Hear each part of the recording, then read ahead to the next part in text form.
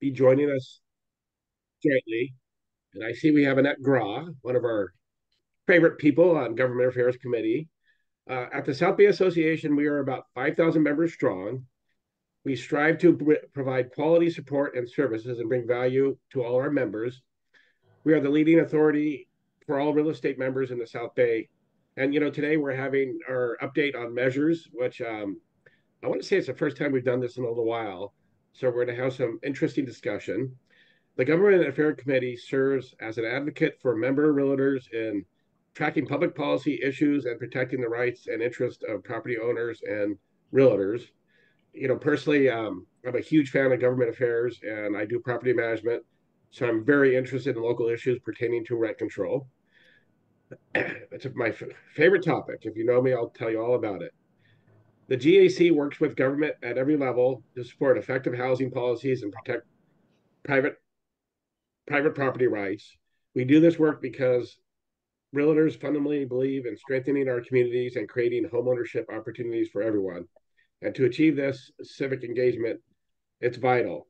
Today we have a full agenda. We're going to have many interesting speakers to talk about their topic. If you have any questions, please put them in the chat box and we will get to them if time allots. And today, whenever possible, we strive to bring a balanced perspective. So we have folks speaking on both angles, and some, support different measures at different levels. Thank you to the staff. Thank you, Nikki and Stacy, and as well as our GAC member Wayne and our GAD Gina. And Annette, thank you for joining us. And I also see that's it from the committee, huh? So now we're ready to hear from Gina. Gina, you're on mute. All right, thank you. So I'm gonna toggle back and forth. Thank you, David. As David said, I'm the Government Affairs Director for the South Bay Association of Realtors. And one of the most fulfilling parts about my job is that I am so proud to work with realtors who are incredibly invested in their communities.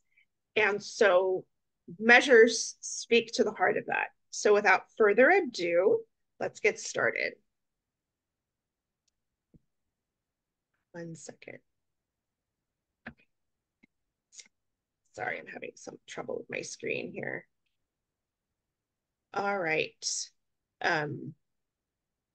So today we're going to be going through a number of different measures. And we're going to start from the top, statewide. We're going to start wide and go narrow down to our local areas. We're going to discuss a few state measures that the California Association of Realtors has stances on. We're going to touch upon the LA County Sales Tax Measure A. We're going to kind of dive in a little bit between what's the difference between a bond and a parcel tax. We'll hear from perspectives on the Beach Cities Health District Measure, as well as measure from the City of Hermosa Beach School District, City of Manhattan Beach School District, City of Redondo School District, Torrance, and lastly, we'll focus on our No 133 campaign. So some key dates to remember. Why are we having this call today? Well, because ballots are going out tomorrow. And drop boxes are open, and just want to remind everybody that if you're not registered to vote, I'm sure everybody on this call is, but if you are, someone who isn't, the last day to register is October 21st. Vote centers for early in-person voting open October 26th. And of course, election day is on November 5th.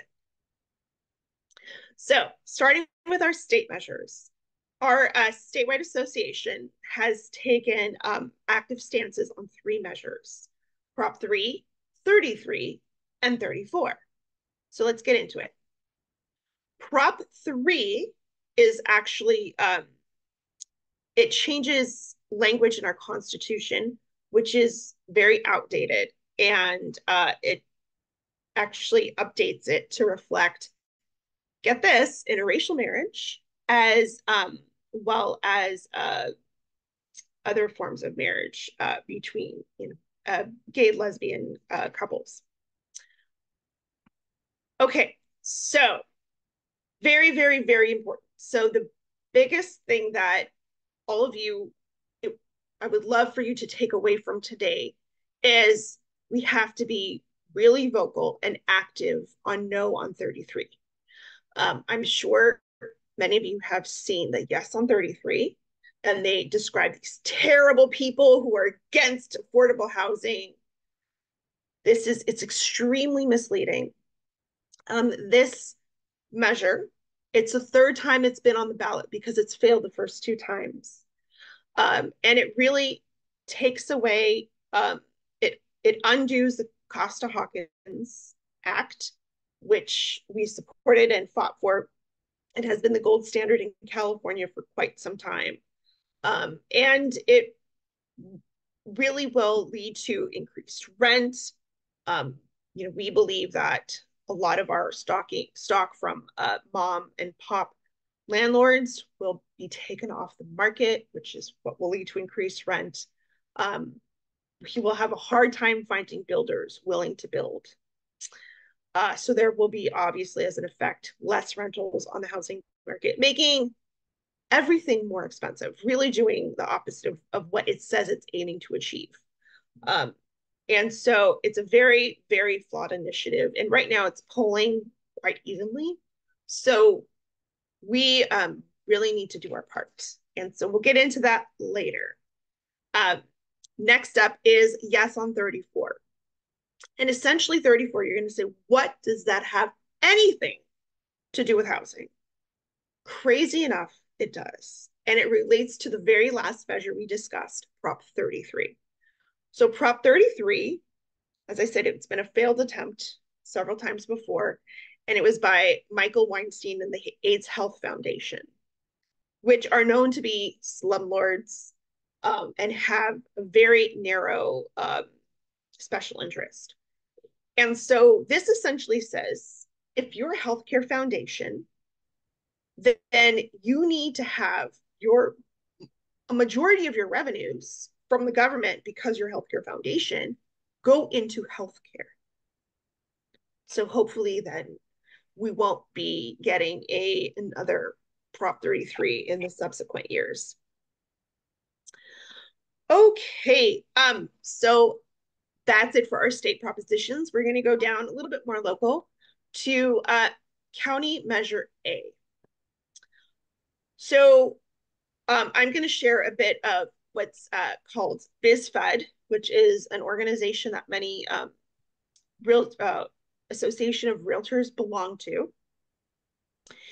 And they have taken a stance on it, and I'm going to share it with you. What Measure A does is, if you harken back to Measure H, that really big pot of funding for homelessness in LA County that was going to solve all the issues, well, they are coming in here preemptively. What it does, it will repeal the quarter-cent sales tax that voters approved in 2017, 2 years ahead of its expiration date, which is in 27, and it replaces it with the half cent, so doubled sales tax, that would remain in effect indefinitely unless it's repealed.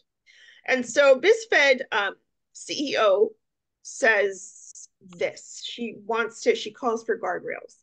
And she says, LA County has taken a step towards doubling and extending our sales tax for homelessness. Sadly, without evidence, it will solve the behavioral health crisis on our streets. We're sounding the alarm because this measure asks Angelenos to adopt a forever tax that lacks oversight and accountability guardrails. Beware, we backed Measure H, so the business community did back it in 2017 to provide 10 years of dedicated resources to take care of those who are unhoused. But population of homeless individuals grew by 43% prior to 2018. Between 2018 and 2023. So yes. So of course, business leaders want solutions to homelessness, but not in ways that haven't proved yet to be effective and meaningful. All right, last step for me right now is a bond tax and a parcel tax. And shout out to Wayne Craig, who helped us put this on, and he's very involved in these things. And so I wanted to just kind of let everybody know essentially that a bond tax is based on the parcel, the value of a parcel. So whether it's a home that sells for, or, is valued at $1 million or a home that is valued at 600,000, it varies and it has varying rates and lengths, and it's very akin to a mortgage.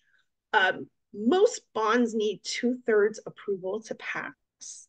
The only caveat to that is school bonds, they need a 55% threshold. So, and also what's distinctive about a bond is that it has to be used to fund building facilities and upgrades. So very like tangible improvements. And parcel tax is where all owners, regardless of the value, pay the same. And it's just by parcel. That also has to pass with a 2/3 supermajority of voters in favor. And that one has a lot more flexibility. It can be used for those hard costs like building and repairs, but it is also used, can also be used for kind of general fund expenses and salaries or programs, things that are programmatic, in addition to those upgrades. All right, so next up we have Measure BC from the Beach Cities Health District. Nikki, do we have the individual speaking on? Okay, yes, great. Great. I'll jump right in. Good morning, everybody. My name's Tom Backley. I'm the CEO of the Beach Cities Health District. And our board of directors, we are a governmental agency. We're a special service district, and our board of directors placed on the ballot for November unanimously, Measure BC, which is a $30 million bond, would be $3 per $100,000 of assessed value. So if there's a property that's assessed at $1 million, that would be $30 per year. And this would be for Redondo Beach, Manhattan Beach, and Hermosa. So the $30 million bond amount is spread across the assessed value or the properties for those three cities. And so that's why it's a little less than maybe some of the other measures you've seen, because it has a larger tax base between the three cities. So what would it be used for? Be construction of and completion of ALCO, which is a youth mental health facility. That would be for $9 million of the $30 million. There would also be 2 acres of open space, which would be $7 million. Seismic safety would also be addressed with this bond measure, where we would be taking down the old South Bay Hospital building. That would be $8 million, and then $6 million would go for connections and parking and planning for the project. And so that is what comprises the $30 million for Measure BC. It'll be on the ballot in November. There will also be oversight committees formed and accountability and transparency that if it is passed, these will be put in place to ensure voter accountability and participation in spending the proceeds of the bond measure. So you can see on the left is a concept drawing for the Alcove building, which would be on the corner of Flagler and Barrel. And then you can see on the bottom there is a concept drawing of what the open space could look like. So that's a quick overview of Measure BC. Happy to answer any questions that you might have. If anyone has any questions, you can just unmute yourself and ask away. Tom, how long will that assessment be on the properties for? How many years? Is it sunset after like 5 years or something? So it would be for 30 years. So 30 this years. is a 30-year bond from when it's issued. And so the impact to property taxes would obviously, the clock would start ticking when the bonds are issued, as opposed to in November if the bond passes. So it'd be 30 years. So we may issue it all at once, given the relatively small size, or we may issue in what's called phases or tranches, which would be, again, the property tax would only be impacted when we actually issue the debt. And have you guys already got entitlement for the structure, the building? So the alcove building does not require city approval because it has grant funds from the state. So we have been working with the city, and so we, for the alcove property, are not required to have approval from the city. For the open space and the demolition, we would need to go through the permit process for that with the city. Interesting. Thank you. Any other questions? Well, you still have another minute if you'd like to wrap up, add any additional information. Yeah, again, this is informational, meaning just providing information about the measure. In Hermosa, there will be on October 7th at the City Council chambers at 6 p.m. There will be a meeting where in Hermosa, for example, people will be able to hear about our bond, hear about the sales tax measure in Hermosa, and then hear about the school bond in Hermosa as well. So lots of bonds and tax measures happening here in the South Bay. Some are different, like in Hermosa, for example, they're continuing an existing bond. So where that won't be a new amount, it is people paying longer. I'm a Hermosa resident, so it would be people paying longer. And then you have a sales tax there, which is a little different than a property tax initiative like they have going on in Redondo City. So appreciate you all getting the information out about this and informing people as they make important decisions for the South Bay. We appreciate your input. Thank you. Gina, you're on mute. Thank you very much. Appreciate your joining us today and talking about Measure BC. And good luck. Yes, good luck. And also today joining us is Bob Pinsler.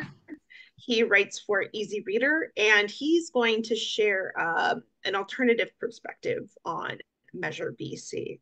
Bob? Thank you very much.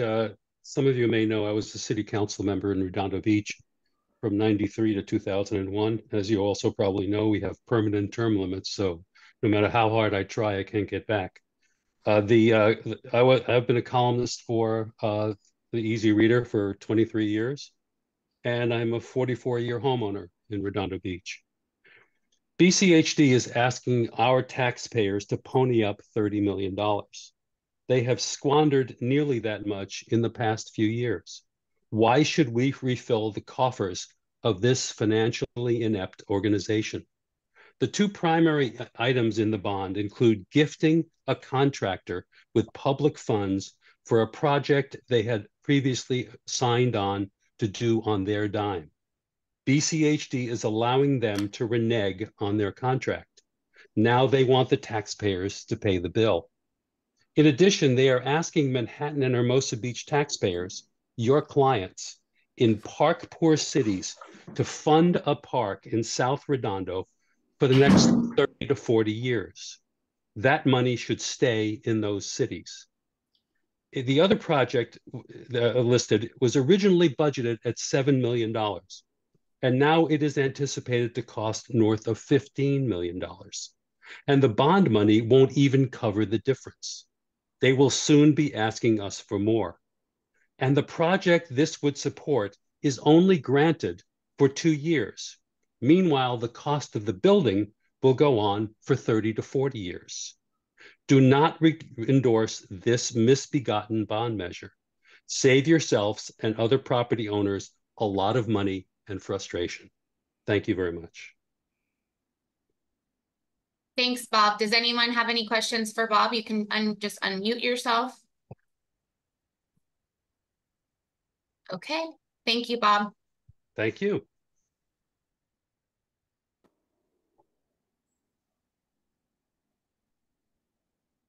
Gina, you're on mute again. Yes. Okay.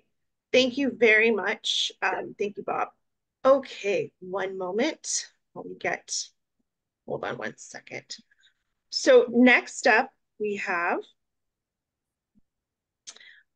Council Member Michael DeToy from Hermosa, City of Hermosa Beach, talking to us on Measure HB. Council Member, are you here? I am here. Awesome. Thank you. Let me. Great to see All some right. of you again. Yes, and I'm going to show your slide right now. Sure. Okay. Oops. All right. Take it away, council member. One second. That maximized my screen, so I'm going to get to my notes. Well, thank you everyone for being here. I'm sure it's a long morning for everyone, but this is such an important process. My name is Mike DeToy. I've been on Hermosa Beach City Council for 5 years. And what Hermosa Beach is, the City Council put on a ballot measure for a transaction and use tax or a sales tax of 0.75%. So 75-cent sales tax. It is Measure HB, and we'd love to get your support this November. So as I said, it's a 0.75% sales tax. It's a local control measure that is controlled by the Community Oversight Board and the City Council. Currently, of the 9.5% that is kind of the baseline for LA County, local governments only get 1%. The rest is a mixture between the county that gets 2.5% and the state gets 6%. This would be bringing in approximately $3 million in revenue, and about half of it would be paid from our visitors.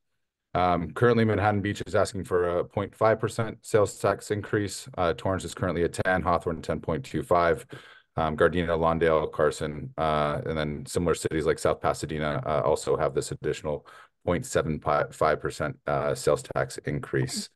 I will go back in time to 2015, 2016. We had Measure O in town, which would have been very detrimental to our local property value. So it was a oil drilling ballot measure, and the city defeated it by 80%. But with that, there was an oil settlement payments of $17.5 million. So we've been paying a little bit under $1 million, and now it's due to refinancing about $750,000 a year. So since 2016, we have paid over $8 million in oil settlement payments. That means it's $8 million not invested into our parks, not invested into our streets, and these payments continue to 2035. So with this, that was a 20-year bond for those payments of $17.5 million. There's a 20-year sunset on this, which matches up to those oil settlement payments. Another thing is, 5 years ago, right when I was elected, our police department was teetering on existence. And with a new contract, a fair contract, a new police chief, and some leadership changes, we are proud to say that we are one of the only police departments in the South Bay that is fully staffed. The police department has been embracing new technologies and flock cameras and keeping, property crime has decreased in the city over the last couple of years. So great job there. And then looking forward, LA County, we contract with LA County for our fire protection services. There's an 8% increase this year for $500,000. And with the new fire chief for the county, he is looking in 2027 when our contract is up for another $1.5 million. But just going back into the infrastructure issues we've had in town, and you can kind of see highlighting that, keeping the public safety, maintaining public safety response, parks and recreation. Big thing, as I said, on the economic development subcommittee for the council over the last 2 years. We have an economic development plan, but with that, it's unfunded. So there's a lot of great plans or great strategies in that plan that are low-hanging fruit, but currently are not funded. I know this is a general fund tax, but it would be my intention if I get reelected in November to make sure that this gets reinvested into retaining and attracting local businesses and heavy into our infrastructure. Going rate for repaving roads right now is about $2 million for 1 mile of road, and they last 20 years. So we have 40 miles in road, easy math. We should be paying $4 million upfront annually for roads to increase our pavement index. So there's so many infrastructure projects that I can go down, and just a little overview for the TUT, the transaction use tax. Education is not taxed. Medicine and groceries are not taxed. If you get your hair cut, it is not taxed. And of course, housing is not taxed and sales tax. There's a bipartisan coalition. Business owners, public safety, and community leaders are all encouraging everyone to vote yes for a local controlled sales tax revenue that would be extremely beneficial to increase the high standards of the community in town. And I would love to count on your support in November. If there's any questions, open for questions. As I said, this has been a few different local governments in our city have already, or in our South Bay have already done this, and we're looking to control that revenue. There's always the argument that the county could come with a county-wide ballot measure and take it. So that's another reason, is try to capture that for us before the larger entities do. Thank you, Mike. That's a lot of information in 5 minutes. Real quick, what's Hermosa Beach's #1 source of revenue for the city budget? Property tax. Okay.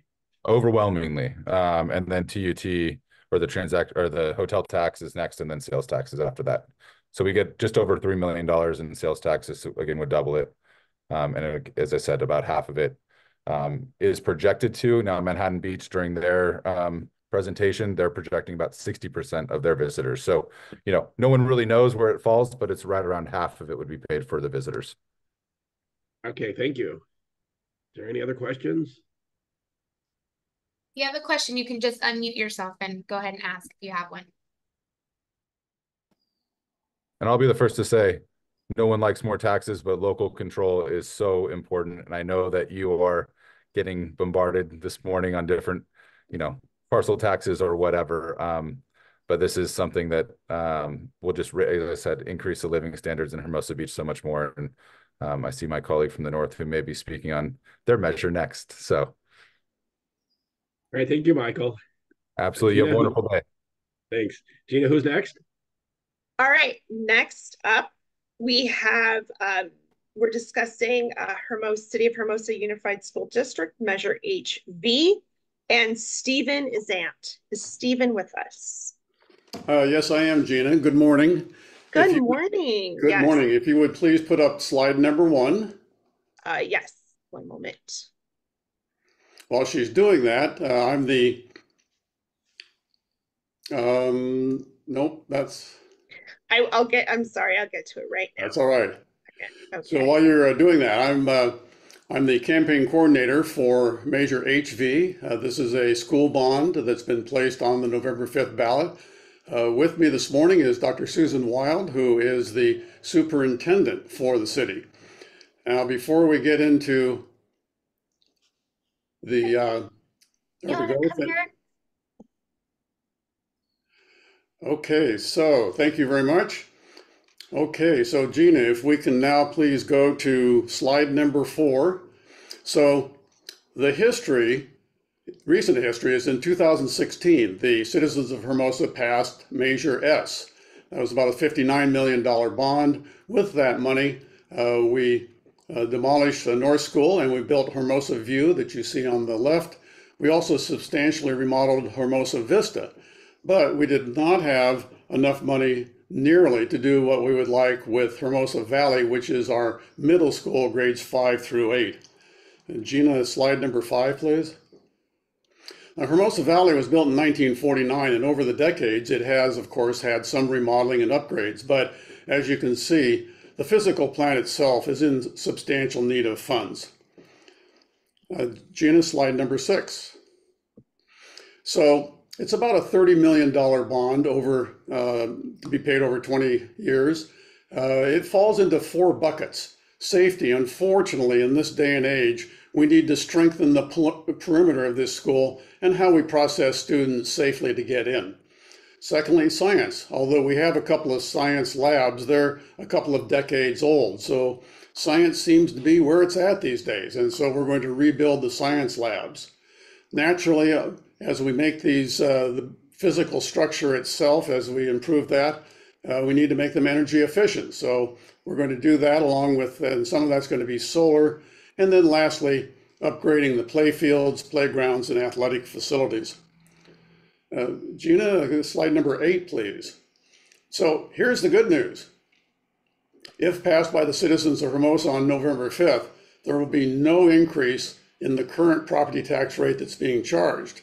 Now you might say, how can they do this? Well, the answer, which you realtors already know, is when a property is sold, the property tax is reset to 1.5% of the selling price. And with the dramatic increase in home prices, the existing bonds are being paid off early. And so consequently, there's no need and there will not be an increase in the rate that folks are currently paying. Secondly, oversight. State law requires an independent citizens committee. I'll share with you that I am the chairman of the Citizens Oversight Committee for Measure S. We meet 4 times a year. We review every single invoice that's been spent the prior quarter. We also review the auditor's report of an outside auditor that monitors and investigates those same invoices.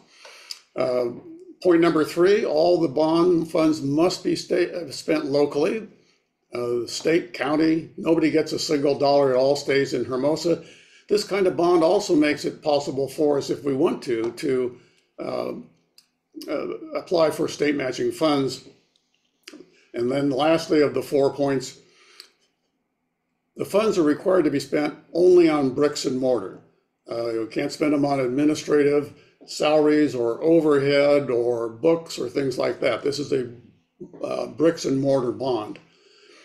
Gina, if we can go back to slide number 1. That concludes our presentation. We've got a few moments left, so Dr. Wild and I would be happy to answer any questions that you guys might have.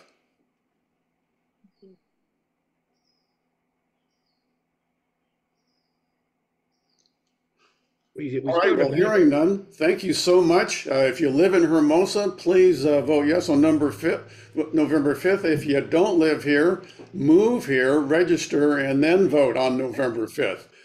Thank you so much for the South Bay Realtors to allow us to make this presentation. You're welcome. And Dr. Wild, did you want to add anything in summary? Thank you all for having us today. I think you know, any of the realtors in the area know how beautiful both View and Vista are. They really are crowning jewels of Hermosa.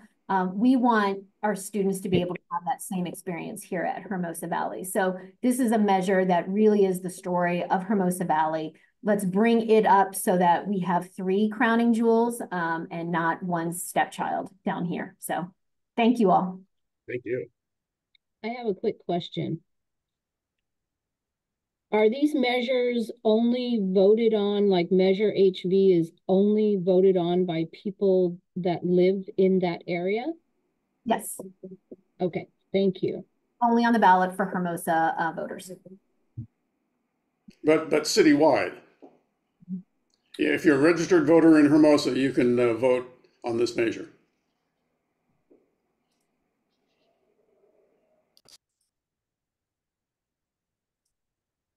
Thank you.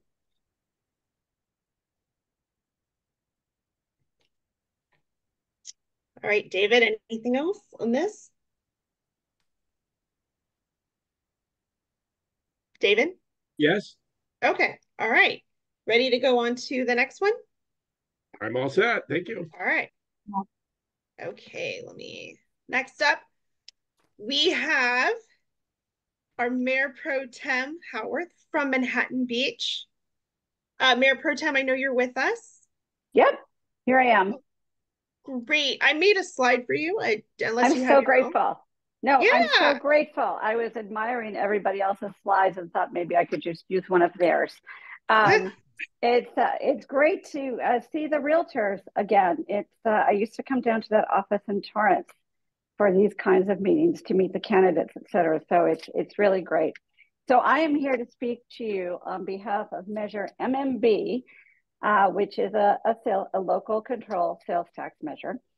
It is a half-cent. What we're putting on the ballot is a half-cent increase, which will take Manhattan Beach to the 10 1/4 sales tax, and that will make us, we'll realize $5.3 million a year in locally controlled funds. Those funds come only to Manhattan Beach. So currently our sales tax is 9.5, which is less than most of our neighboring cities. And really, everybody said kind of my piece, if you will. It's about local control. It's about funding our infrastructure needs, our public safety.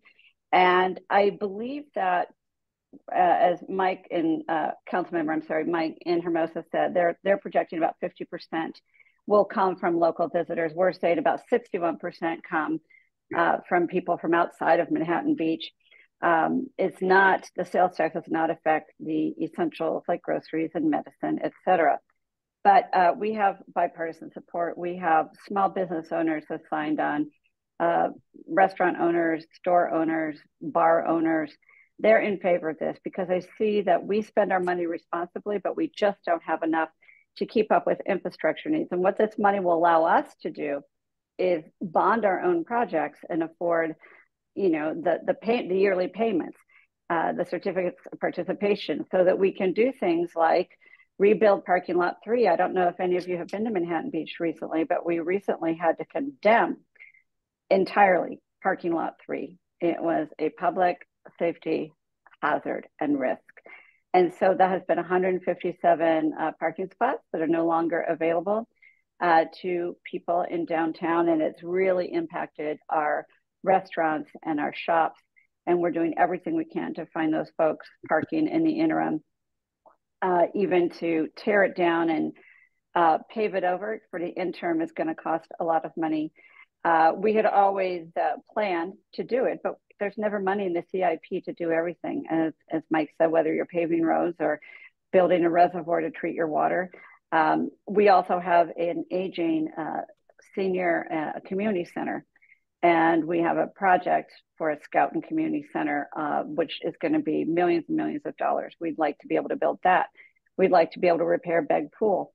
And those are just 3 projects I can identify. They're big projects, but obviously you want a great pool so that your kids can learn how to swim. Obviously, our seniors are a very important and vital part of our community, and they need the seniors of today, as I'm told, or the older adults of today are not the older adults of 20 years ago.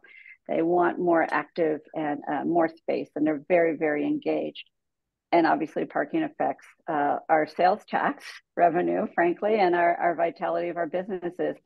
I mean, I don't need to tell realtors. I think somebody asked Mike about where does the majority of our budget come from, and it is property taxes. And we want to keep our schools healthy. We want to keep our city safe. We want to keep our city safe, not just in terms of police, but safe in terms of, our streets and our infrastructure. So again, you see it's a majority vote passage because it is going to the general fund. If we wanted to earmark it, we would have to go for a higher pass rate. But everybody is committed to keeping, this is going towards infrastructure needs. This is going to streets and the things that affect everybody on a daily business. So again, it's a 5 cent, half cent, not 5 cent, half cent sales tax increase, taking us to 10 1/4. It's local control, $5.3 million-ish every year so that we can continue the work or start the work that we so desperately need to do. And I would love your support. I am a committee of 1, and we are trying to do some ads and some work to get people to understand how this will affect them and why they should support it. And I'm happy to take any of your questions. Are there any questions? I have a quick question. I know in Manhattan Beach, you guys have been very successful with short-term rental income from the Coastal Commission area. Has there been any consideration of expanding that to like the tree section and other areas that aren't under the Coastal Commission? The last time we talked, so I was on council from 2011 to 2019. And unlike Bob, I was able to come back after 2 years. And when we last talked about it, there wasn't support on the council for that. We haven't talked about it recently. Thank you. Are there any other questions? And I have a question though, will you, at the end of this, I imagine after we all leave, will you all be talking about whether you're going to take a position on these measures? And if so, then someone would let me know and we could discuss what that means. So, Mayor Pro Tem, that decision, so we haven't traditionally taken positions, but if you are requesting so, then I can bring that forth to the Government Affairs Committee. And I just was curious. Yes. It's not a request. I want to add, I very much appreciate your conversation on Prop 33 and 34. I'd come to those conclusions, but I just wanted to say I appreciate that conversation. Thank you. Right. Thank you, Mayor Pro Tem. Thank you. Okay. David, next up, we have Larry Zimbalist. I hope I'm saying that right. Zimbalist. All right, and he is here to talk to us about the Manhattan Beach School District, Measure RLS. So thank you for joining us today. Larry, take it away. Okay, thank you for having me. Yeah, my name is Larry Zimbalist. I am the chairman of the Committee to Repair Manhattan Beach Schools. So I'm going to tell you about Measure RLS. Measure RLS stands for Repair Local Schools. It's a $200 million school facilities bond.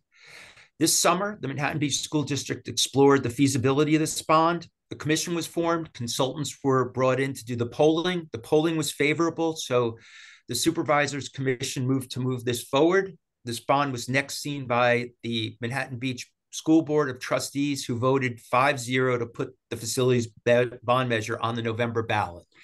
So this is where I came in. Once the vote was favorable to put it on the ballot, the school ends up stepping out and they have to get a whole volunteer committee to campaign for this measure. So the school stepped out, and then I was voluntold to be the chairman of the committee. And I want to tell you exactly what Measure RLS is and why it's of interest to the South Bay Associations of Realtors. Measure RLS is a $200 million school facilities bond. If it passes, it is paid through property taxes. This bond will cost $32 per 100,000 in assessed value, not the Zillow market value, but the assessed value of your home. So, for instance, people living in homes for 30 years or more will have very low assessed values. So if your assessed value is as low as 100,000 or 200,000, we're talking about $32 a year or $64 a year. For more recently sold homes with assessed value in the millions, we're talking about $320 per million. But there's some incredibly good news. There are older facility bonds that are maturing, and this new bond will just be a continuation of prior tax rates. So what you paid last year in taxes will be exactly what you pay this year in taxes. So there's no new taxes that are associated with Measure RLS. So it does get better than that. Since we don't have to raise taxes, we are also eligible for state bond fund matching. The state of California has their own facilities bond on this current ballot. Their facilities bond is called Prop 2. Prop 2 is a $10 billion facilities bond. And the way that works, Prop 2 needs to get passed with a simple majority, 50% plus one vote. It's polling extremely well. It looks very favorable for Prop 2. So if we can pass Measure RLS, it puts us to have eligibility to put in for 57 million or more in state bond fund matching. So these are the things that are so exciting from a financial side of this bond measure, is that we don't have to raise taxes to bring it in, and it makes us eligible to bring back from Sacramento $57 million of previously paid taxes to Manhattan Beach. So again, there's no tax increase. And we most recently had a facilities bond in 2016. That was Measure C and EE. And we like to think of C and EE. We built our brand new gym in Miracosta, and we put several new buildings on campuses throughout our elementary and middle school music building. We like to think that Measure C and EE really began the process of transforming our district into a modern district. But we've got about a third of the way there. this $257 million can modernize our entire district. And by modernization, we mean much safer classes, much more technologically efficient classes where there'll be labs that will teach our kids math and science and skills that will lead them into the technological future that they're going to be competing in. So, people move to Manhattan Beach for the schools. And that's where it really comes in for the realtors to understand that, these schools are a magnet. They draw people in from outside of the state and all over Los Angeles County as well. So Measure RLS will assure that we will have people moving to Manhattan Beach deep into the future. It will ensure that property values will continue to increase as those families buy homes and properties here in Manhattan Beach. So RLS is good for the value of our community. RLS is good for our students. It's good for our teachers. It's good for our merchants. It's good for our downtown. And it's specifically very good for our property owners. So please vote. If you do live in Manhattan Beach, please vote yes on Measure RLS. We are polling well, but we need the votes. We also need donations to buy ad spaces, yard signs, and mailers just to get the word out. So please support Measure RLS. Manhattan Beach residents vote yes. Our website is www.yesonrls.org. Thank you so much for allocating time for me to be able to speak to you today, and I would be very happy to answer any questions. Hi, it looks like Wayne Craig has a question. Oh, great. Thanks. It was great hearing you today. You mentioned about the state bond measure, which is like a $10 billion bond issue, and that there's a potential for the city to be reimbursed for, I think you said $57 million of that. How does the state work that? Is like first in, first out for grants? Because we know grants are problematic. And do they do priority on some school districts over others based on need? Okay, all great questions. So, yeah, what makes us eligible is you need two things to be eligible. First, you need to pass your bond. That shows your community commitment. Your community's property taxes are going to support that bond. So that shows that you're how much skin you have in the game. The next thing you need is a facilities master plan, which identifies all of the projects that you're going to be improving. This facilities master plan then is put into the state, and they assign values for each of the projects that you are going to be refurbishing and working on. So that's how we come up with the number of $57 million. So, and your other question about, how do you line up? Is it first come? Is it first serve? And in fact, it is. That's exactly right. So, there are currently 200 plus districts in the state of California that have put facilities bonds on this current November 5th ballot. So basically, when the state opens up the window and says, come on in and get served, it's incumbent upon us to have our facilities master plan and pass our bond so that we can get in line. The quicker we get in line, the earlier that we will get our allocations of $57 million, which will come in pieces over the course of time. But yes, it is all about getting there early. And since you have 200 districts that are already lined up, the state is actually talking about the need for more facilities bonds. We haven't had a facilities bond on a state level for 8 years.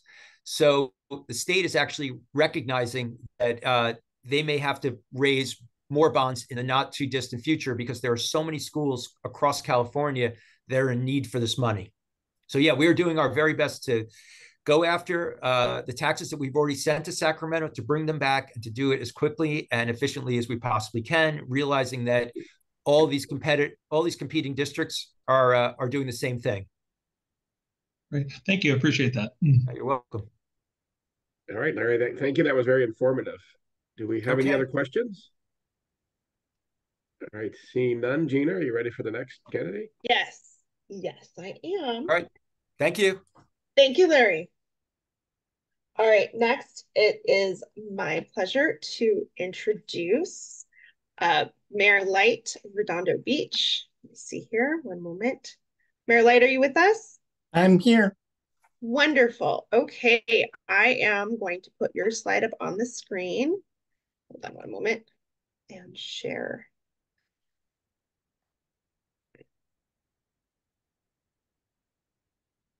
Okay, go ahead.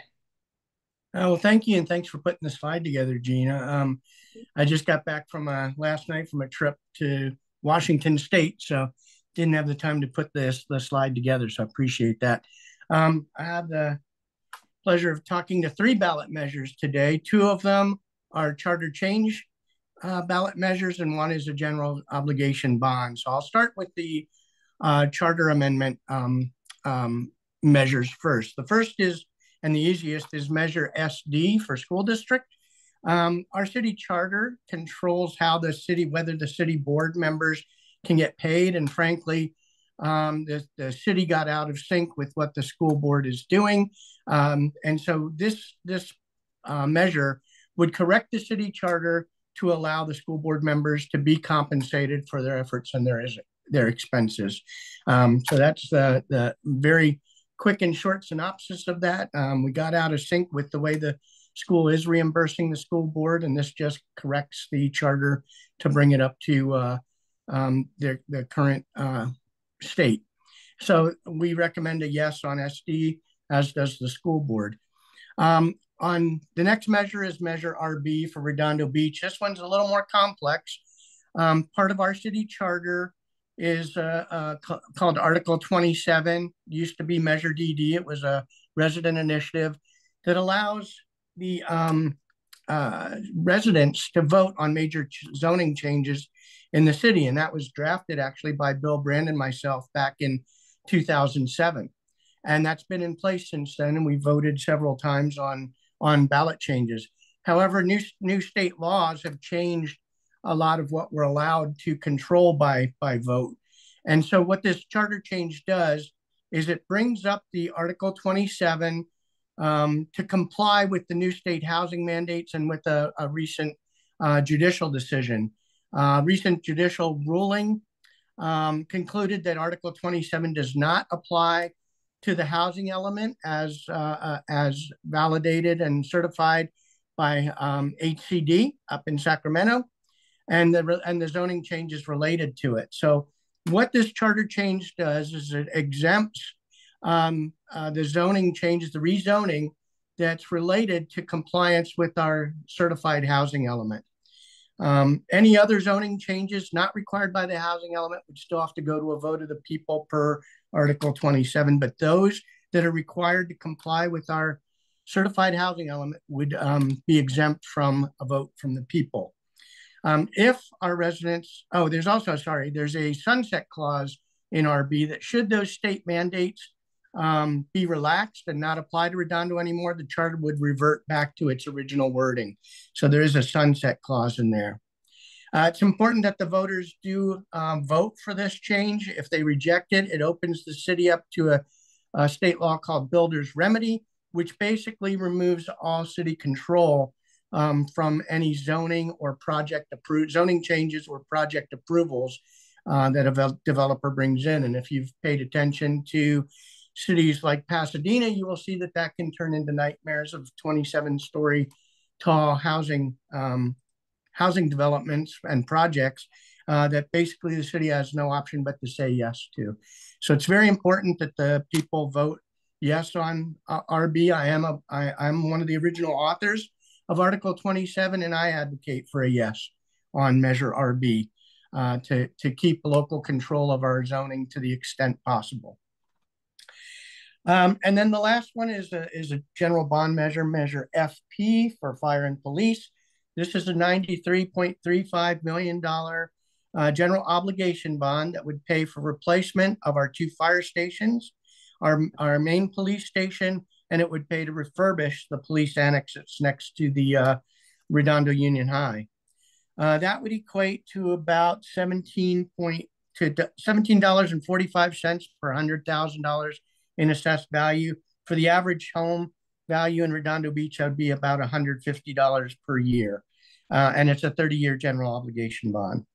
Why this got kicked up, the actual discussions started over a year ago, but recently we had an assessment about moving our fire department to county. We ultimately kept them local, but that assessment revealed the need to replace our fire stations. And as the city council considered that, we also added in our two police stations at the same time. All those facilities were built in the 1950s. They're not current for electrical standards, safety standards, ADA standards, earthquake standards, or even fire standards, oddly enough. But more importantly, they weren't built for the amount of equipment, the number of people, the number of responses, and the technologies that we're using today. 3 of the facilities were built in 1959, and 1 was built in the late 50s. I don't have the exact date, but certainly by 1959.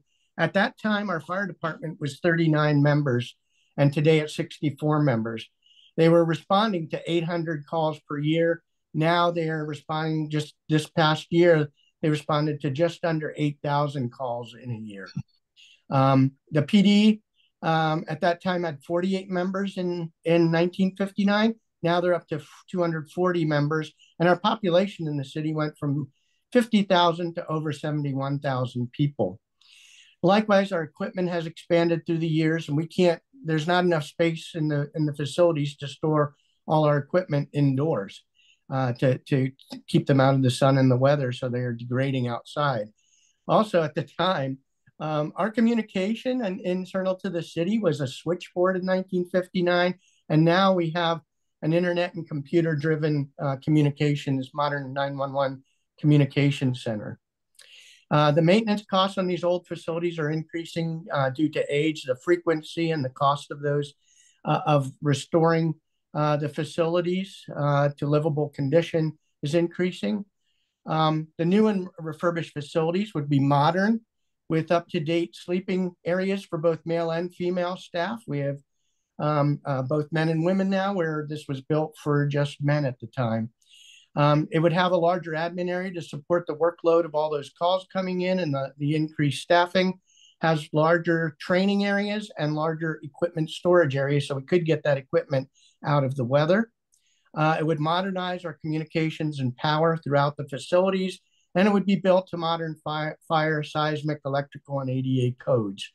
As with any general bond measure, there will be an oversight by a citizens oversight committee to ensure that the money is spent on the facilities and not on things that you wouldn't be allowed to spend the money on. So we strongly recommend to support our fire and police and public safety. We recommend that the residents of Redondo vote yes on FP. Thank you, Mayor Light. Are there any questions for the mayor? Oh, Mr. Craig has a question. Thank you. Of course, I'll ask a question about Redondo. First of all, thank you for coming in today, Mayor Light, and you're doing a great job. Secondly, you mentioned about a charter city, and a lot for the benefit of our listeners, a lot of people don't understand the difference between a charter city and a general law city. Yeah, so most cities in California are general law cities. They comply with state laws and the county laws and the counties within which they reside in.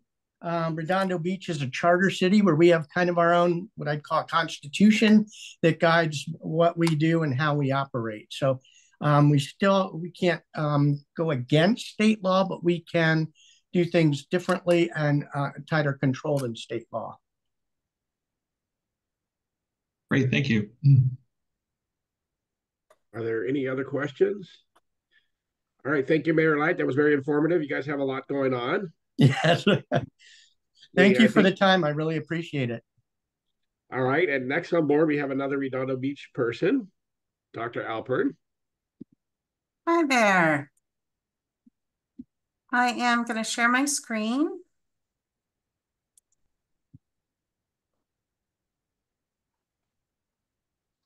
Okay, I know I have 5 minutes, so what I decided to do is to just do a brief summary, and then you can screenshot it if you want more details.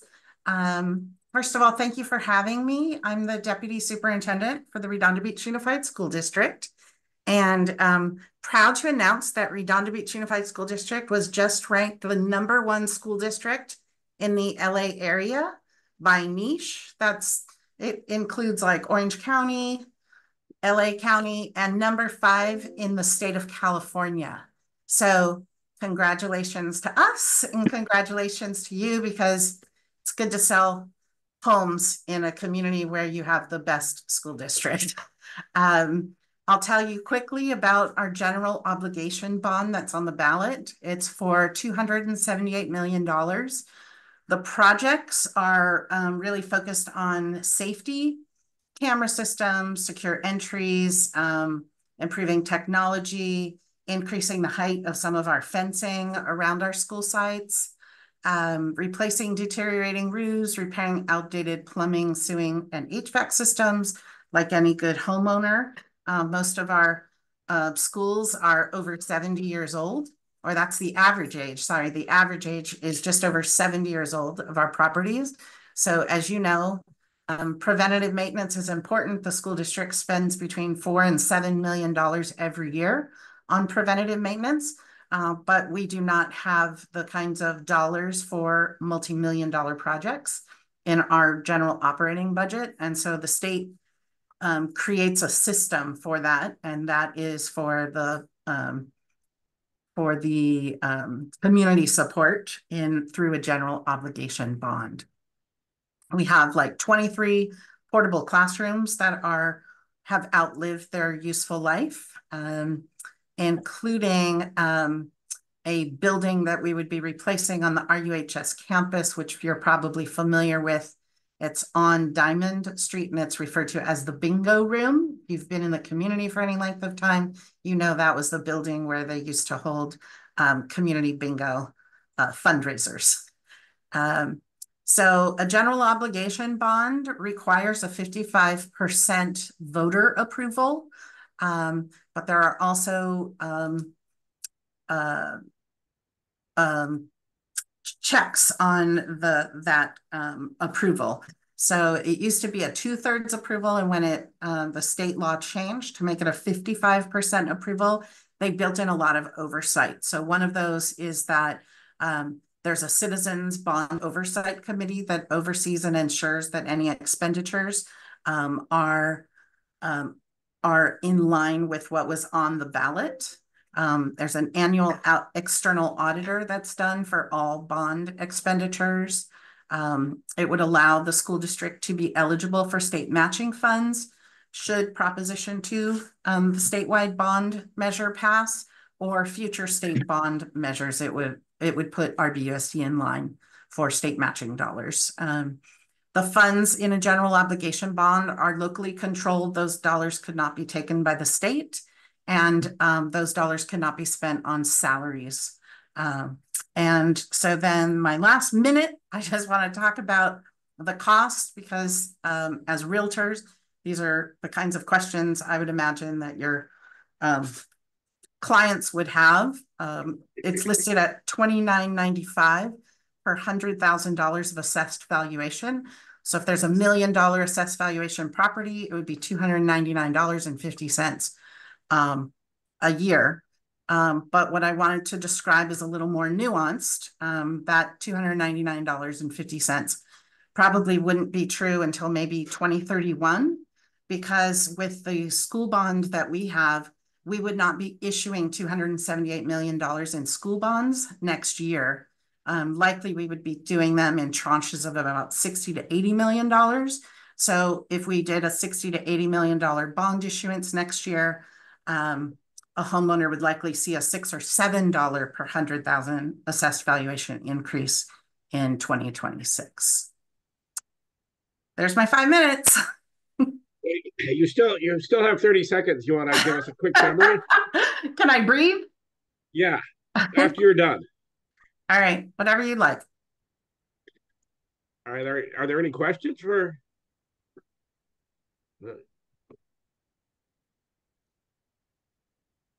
You want 30 seconds to wrap up, or you're good? No, that's all I got. All right, thank you. That's very informative. You got it. Congratulations to the district on your new recognition. Thank you.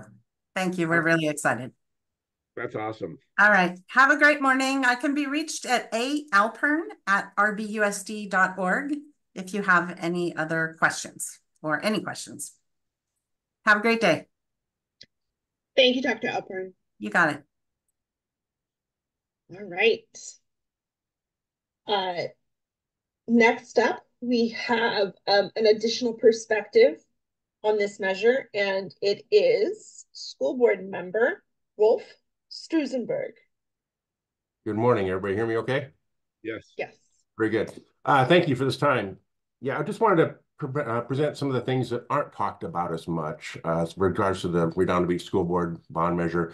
So this school bond is over $500 million of new property taxes in Redondo Beach. So if you divide the total cost, it's estimated at $567.8 million by the published 14.94 million annual costs, that gives 38 years of payments. So this is different from the other ones that have been presented so far, that this is a 38-year commitment.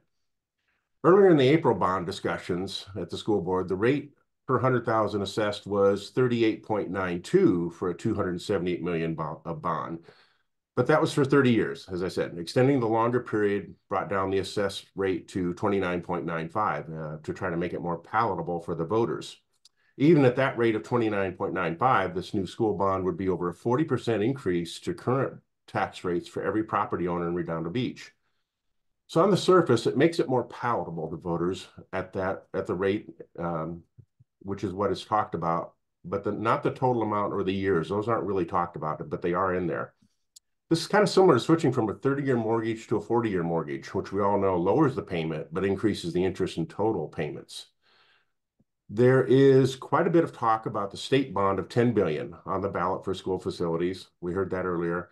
When you really look at this, though, it quickly becomes clear that the chances of Redondo ever getting any of that matching funds are slim at best. There's only $4 billion of it that could be eligible, we could be eligible for as far as matching funds for renovation work.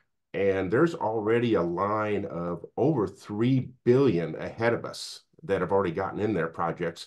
And most of those projects within the school don't happen until maybe 28, 29. So we're still years away from being able to qualify for those. Maybe there'll be a new school state bond as they talked about earlier, maybe not. We'll see how, but we hope that it would be in the future because the need is still there.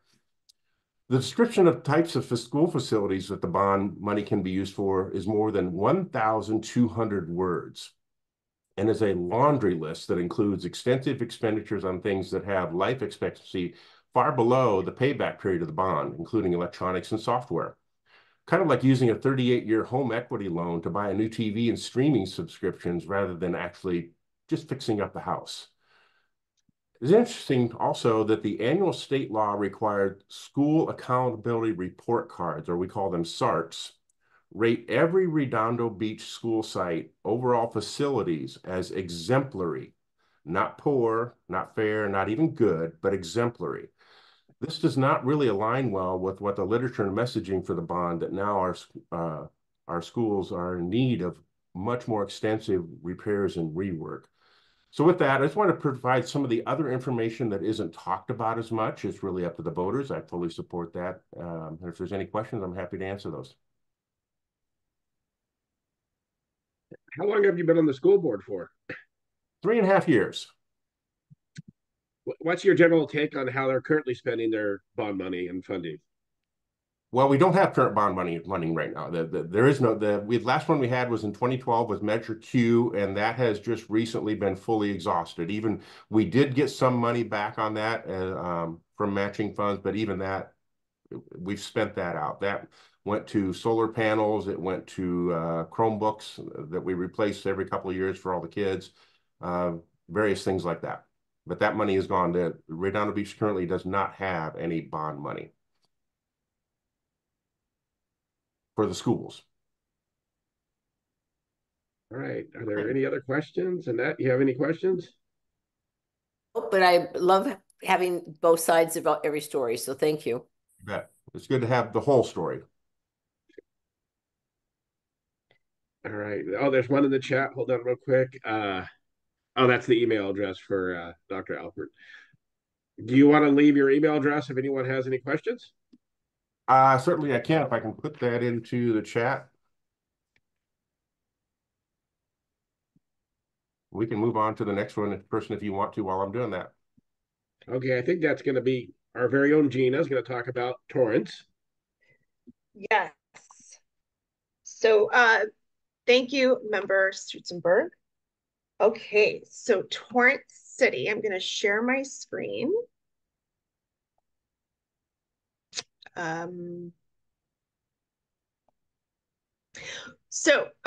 Torrance Mayor Chen was not able to join us this morning, but he did share a few things with us.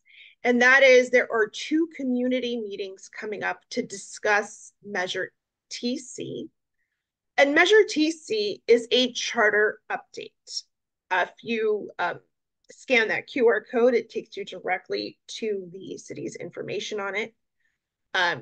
They are having a meeting on October 3rd in North Torrance High School, sponsored by the Neighborhood Association, and on October 10th at the library, the community room by the League of Women Voters.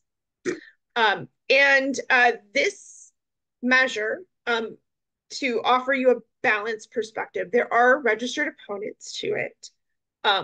Also not joining us this morning, but I will tell you that namely most recognizable opponent or in opposition is the Airport Association. And so the Airport Association does claim that this will have some sort of detrimental effect to their ability to operate an airport in Torrance. The city disputes that and says it's just a charter update and it won't do those things.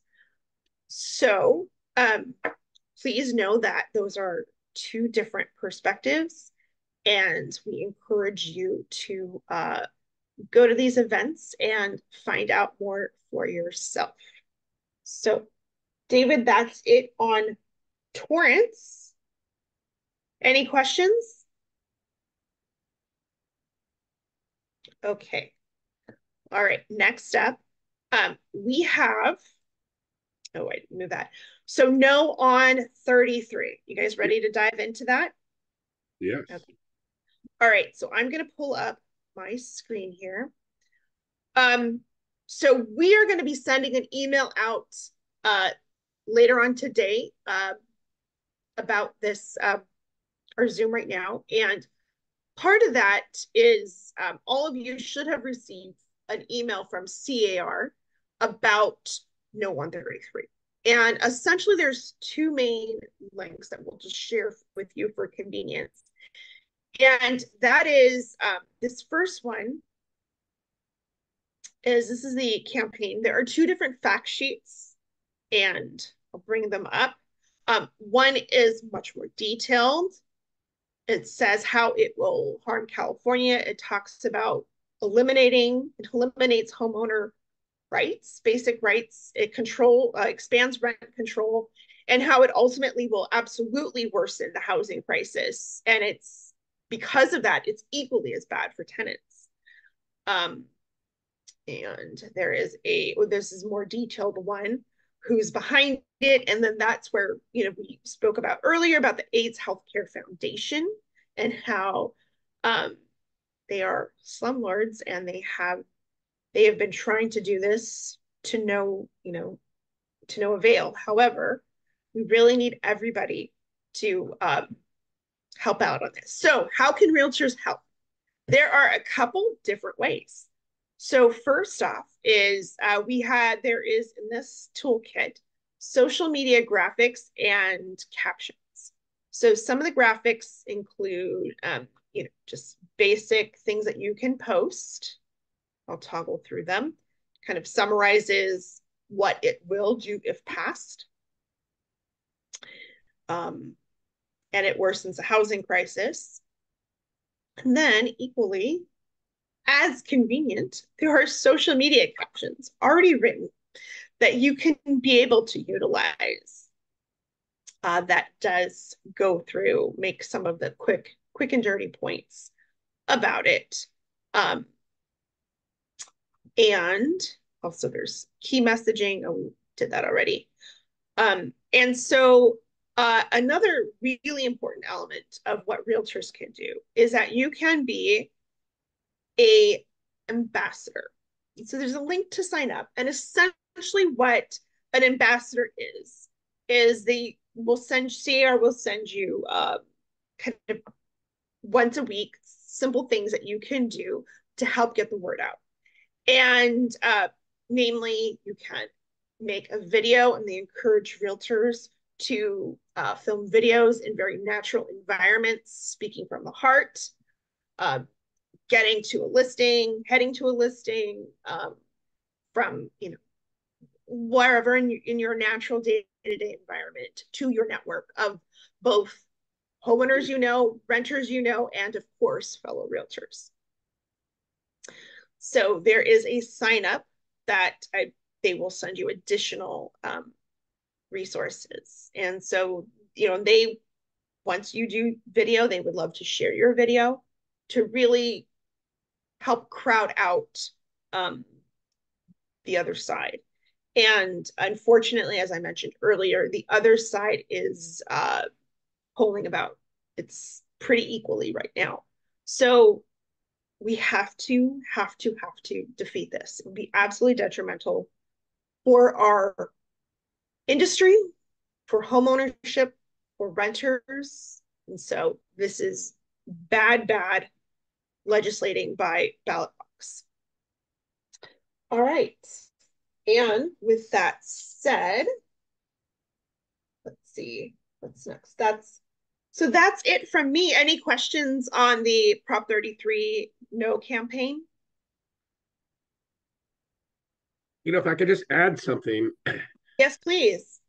There's a lot of information about Prop 33 that people aren't even talking about. And, I do a lot of property management in the city of Los Angeles. And I'll just give you an example. When rent control was established in 1978, it kind of locked in the city to control rents from anything built from 78 and before. And Prop 33 actually protected everything built after that.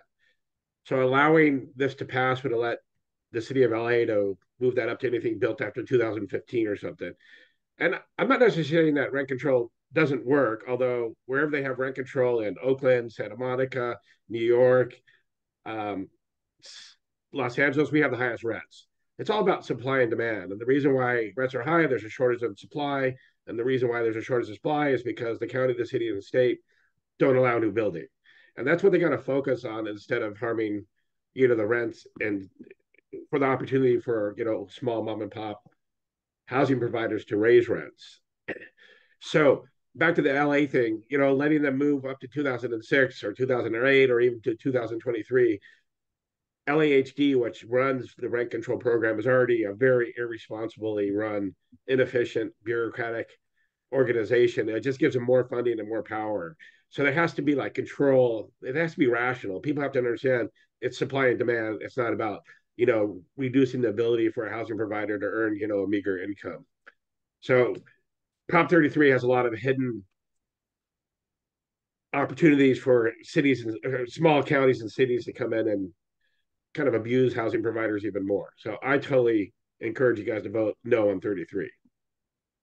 And be an ambassador. Yes, we're going to be going out and visiting a bunch of the brokers out there in the next week or two. Yes. Thank you, David. Are there any? I just wanted to add one thing, David, and that is we do have rent control in the state of California. And that was an agreement that was reached years back with the Costa-Hawkins Rental Housing Act. And realtors were absolutely involved in that. And so we do have rent control throughout California.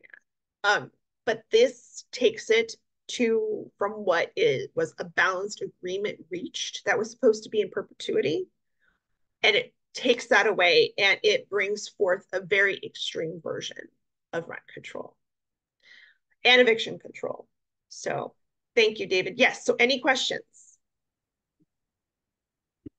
See, no more questions. We are pretty much right on time. Yeah. I appreciate everyone participating.